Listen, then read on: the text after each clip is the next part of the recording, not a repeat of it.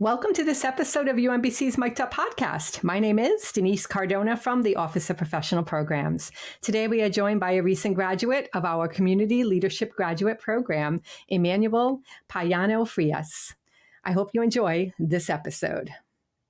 Hey, welcome to the UMBC Mic'd Up podcast. It's so great to have you here today. Thank you. It's good to be here with you.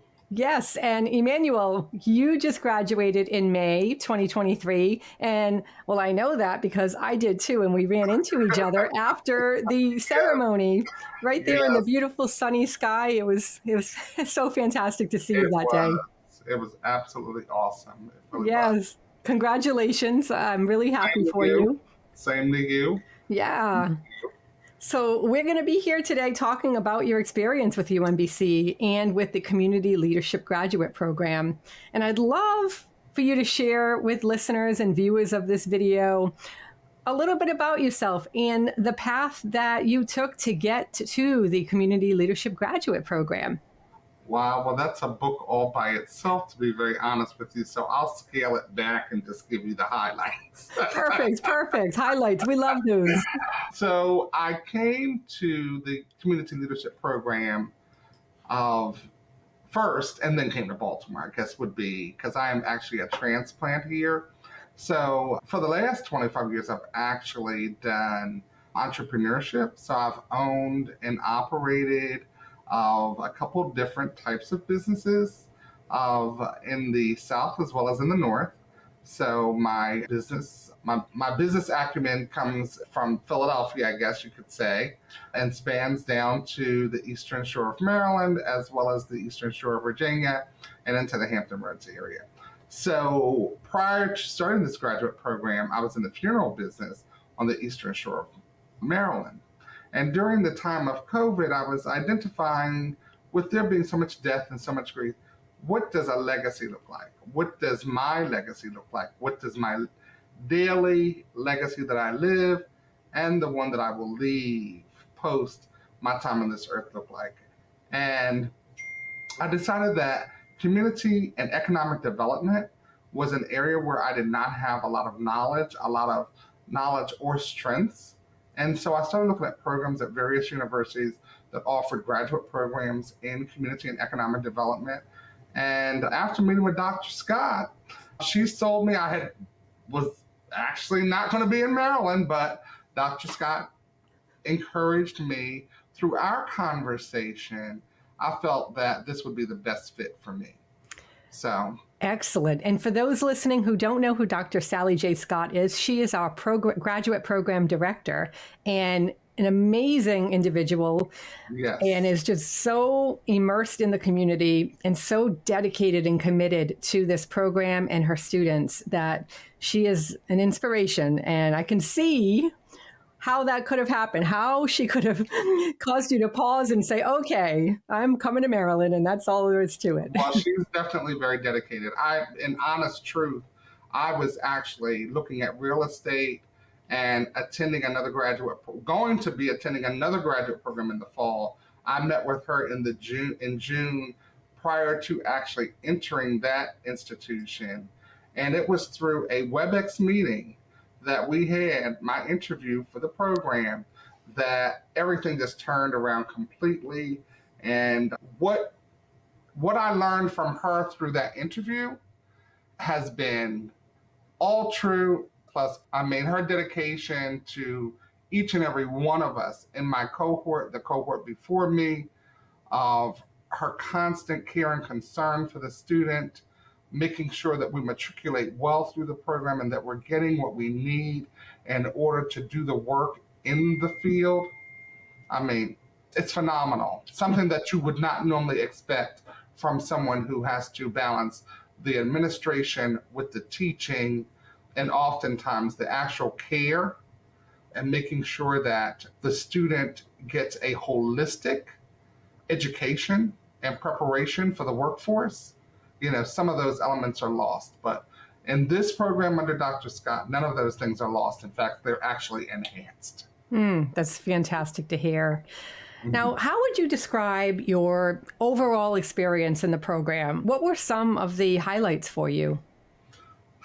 Well, CLDR 601 and 603, which is actually the beginning and the foundation that is laid as you enter into the program. 601 is that foundation of, and where you actually begin to learn the skills and tools that you need to be an effective worker in the field and how to really lead people from the ground up of because we are all workers together.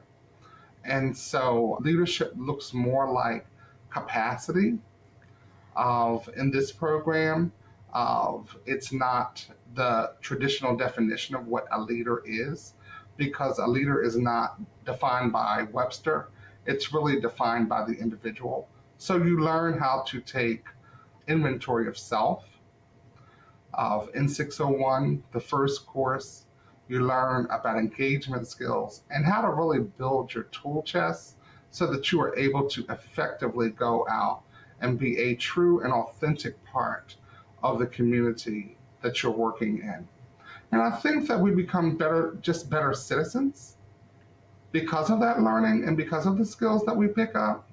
And that first 601 is actually the beginning of the hands-on also.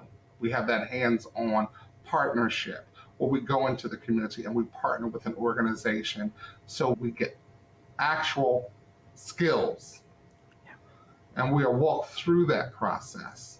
And again, it just builds that tool chest that we're going to need as we go out to do not only this work, but just to live in this life and to live with other people and know that all things are community. And our community actually started in the classroom.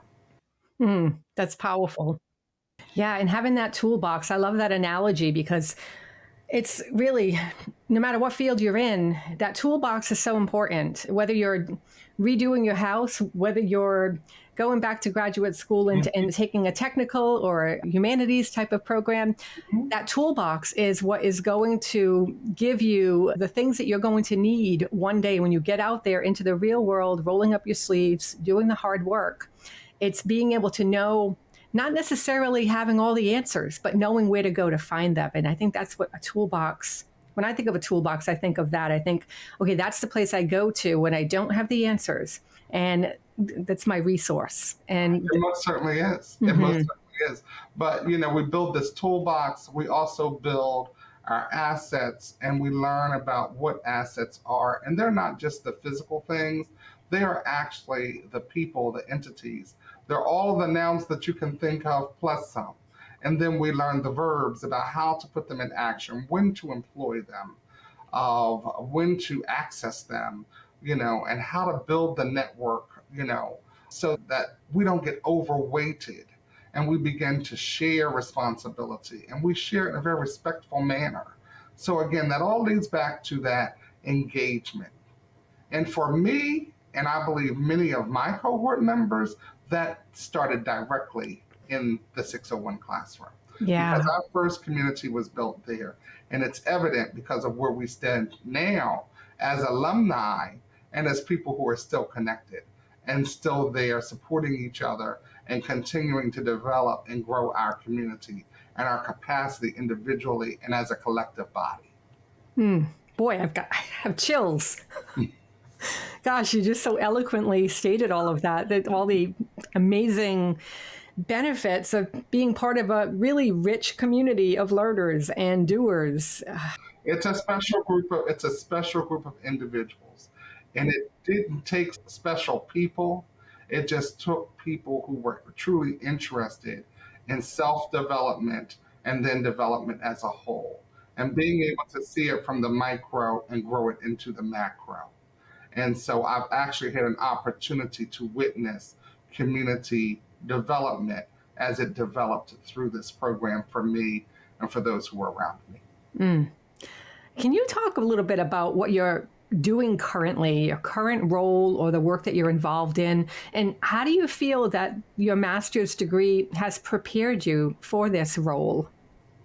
So currently, I'm looking at signing on with the Johns Hopkins Urban Health Institute, specifically their Baltimore Bunting Neighborhood Leadership Program, BNLP program, which is one of many programs under the Urban Health Institute at Johns Hopkins. And I'll be working in the capacity as a project administrator, and 50% of that job will require me to manage grants. Those grants actually touch community, Baltimore community. So I'll be involved with the process from beginning to end. That means that I will be part of the application process and processing those documents, as well as reviewing those documents and making sure that the research is approved, and then making sure that that research is done and carried out, and that the follow-up part of that, the awarding part, of course, in between that. But as we follow up on that, making sure that those research instruments are valid, and that sorry, and that those research instruments are of use to the community. How's that done? By making sure that they are published and that they get into the right hands so that they are able to go out, that information can be disseminated out and help with assessments and analysis in the community, which will bring resources that communities need when it comes down to health equity, educational equity. Those things are very important to me, and they are the matrix of community. Because when you don't have a community that has education, better yet, let me say it this way: the root of any problem in society is based on not knowing, not having the knowledge or the education. And this is why educational equity is so important within community. And then to further that cause, we also need to make sure that there is health equity so that people know the importance of what they need in order to stay healthy and viably, physically and mentally. And that these things work together in order to have a balanced and an equitable community. So going to the Urban Health Institute and the capacity that I will be in, I will be there in order to make sure that things are working smoothly, embracing the Baltimore City people, embracing the Johns Hopkins people, and all of those organizations and lives that we will touch. I, as an individual, reaching out, and then the networks that I will work within the institution. So I'm really looking forward to my new role. And I do understand the importance of it and the commitment and dedication that I have to bring to that role. I have been well prepared by my graduate program at UMBC. I don't think that I could have been better prepared. I certainly have the tools and the knowledge to be able to move forward from my community leadership program. Tools and knowledge that I didn't have before. Surely I have common sense, but oftentimes you need to understand why we do what we do and why things need to be done a certain way. And making sure that as we go into any work, whether it be community leadership, community development, economic development, education, that we do that honoring and respecting people, that we are invited in for a seat at the table, that we don't just walk through the door and think we have all the answers and bogart and tell people what we want from them. We need them to tell us how we can be of assistance to them, and then be invited in to bring our skills, talents, crafts to assist them in getting to where they need to be. Oof, yes. Gosh. All right. So, first of all, Johns Hopkins is so lucky to have you. You have such spirit and intellect and creativity. You can just hear it. It's bouncing off of you. And so they are so lucky to have you. And I'm so happy that you landed that position. You deserved it. And it's going to be a win-win for everybody involved. So congratulations on that. Really great accomplishment. Now, I'd like to segue into talking a little bit about your capstone project. What was it? Can you briefly explain what it was and how it relates to your studies in the Community Leadership Graduate Program? I sure can. I think that I just want to pause for a moment and just make sure that we are thankful for all the Baltimore communities, and that we do wish them all well, and that we want to be a positive part of bringing some peace and some healing to these Baltimore communities, especially those that are very blight and have the hardship of constant violence, gun violence specifically. So I'll pause and say that, and then I will tell you that my capstone project was done in South Baltimore with the Greater Baybrook Alliance. which serves the Brooklyn and Curtis Bay areas. So, as I'm sure you know, there were recently problems over in the Brooklyn area during the Brooklyn Day festivities Yes. and we certainly lift them in every way and send them much of our positive energy. So my capstone project was specifically through that organization to design a intake process for crime prevention through environmental design, SEPTED. And SEPTED projects normally look like things that change the environment. And by changing the environment, you help to change the attitude of those living in the environment. More specifically, that might be a vacant lot that you turn into a garden space. It might be a blight property that you assist the property owner in rehabbing and making aesthetically correct on the outside and certainly habitable on the inside. It may also look like murals that you place on the wall, providing artwork and culture to the community. Things that visibly change the physical attributes of the community in hopes that when you change the environment, you change the thought processes of the people that dwell within that environment. And you encourage that through this process. So I created a process to aid in, first of all, identifying areas where crime exists, and then how to move through that process of identifying the area, target area, and then identifying projects that would be worthy of the resources that were available to the agency, and going from application to awarding to then actually follow up on that project. So one of the actual test projects that I did was with a homeowner who owned a blight piece of property. She was an absentee landowner, and we were able to get her property from a blight boarded up piece of property to something that is actually ready to receive tenants and not be a nuisance to the neighborhood any longer. And that was really amazing to me, was to be able to provide them with that service. So some of my background as an entrepreneur was in real estate development, acquisition, development. Then I did do traditional rentals. And prior to the funeral home, I also owned quite a bit of property, but I also worked in commercial and residential rehab of property as well as capital improvements. So it sounds like this is a perfect blend.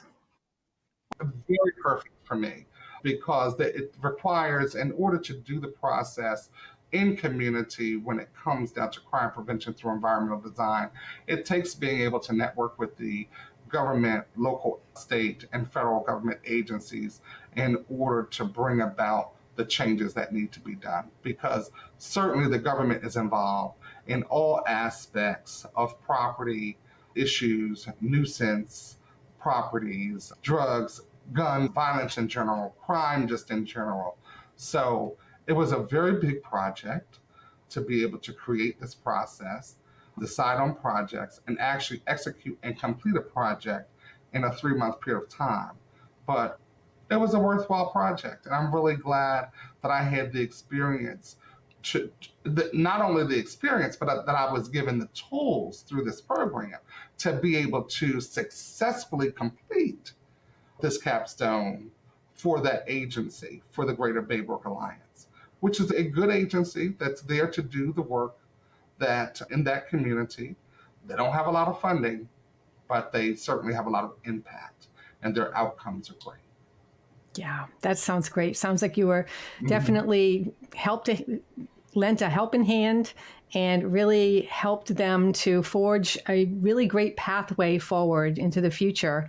And it sounds like you were challenged by some things, and then you overcame those challenges, and you were able to really succeed and be able to take away some really great lessons from that in 3 months. That's amazing. You know, and a lot of that actually comes from this program. So though I mentioned that we have the beginning course, which is the foundational course, CLDR 601, And then we have the capstone course, CLDR 603. And we have CLDR 602, which is law and ethics. Mhm. We have several skills courses. And we learn about them in brief in our CLDR courses.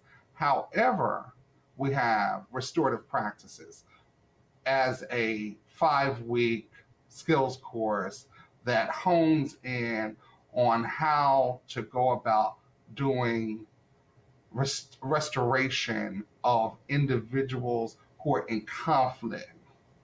So we have that. We have ABCD, Asset Based Community Development, another skills course that actually helps you to identify and understand what assets are within a community. And then you've got Grassroots Organization, which is one of those courses that takes you through the rigors of understanding what's out there. How do you begin to make change? How do you start an organization that begins the process of addressing an issue that is not being addressed in that community currently? And just to name those three specifically, when you have courses like that, they are really building you for the capstone, for the work after graduation, because these are the extra tools and skills that you need to really engage holistically.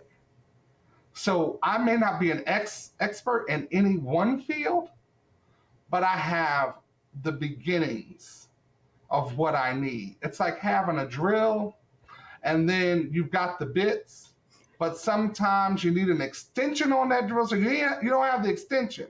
So then you reach out to your partner and you say, you know what, I need an extension because I got to get that screw in that hole that's deep inside the wall. But we're prepared and ready in this CLDR program for that. Because again, we have a network as well. Absolutely. It reminds me of a scaffolding. It's scaffolding in education, in skill building, in being able to you start at one level and then you scaffold your way to finally, by the capstone experience, you've been able to accumulate this wealth of resources, peers that you can talk with, community leaders that you can learn from. And it all just blends together and creates this really dynamic dojo to be able to learn everything you need to do and then go apply it in the real world. Exactly. Very true, because I am extremely confident about the positions that I will take on and where I know that I fit and what capacity I have and where I can build capacity and how to build capacity. More importantly, how to build that capacity, because this program goes through those pieces and makes sure that even through reflective thought, which is a constant part of this process over the 2-year period of this graduate program, being able to be reflective and to be honest with self so that you begin to grow and build self. So that when you are actually put in the world to do the work, you know that you can do it and you're confident about it. Well, I was going to ask about now, there are people who may be listening to this or viewing this on YouTube who have never even considered, maybe never heard of a community leadership graduate program. And now, you've piqued their interest.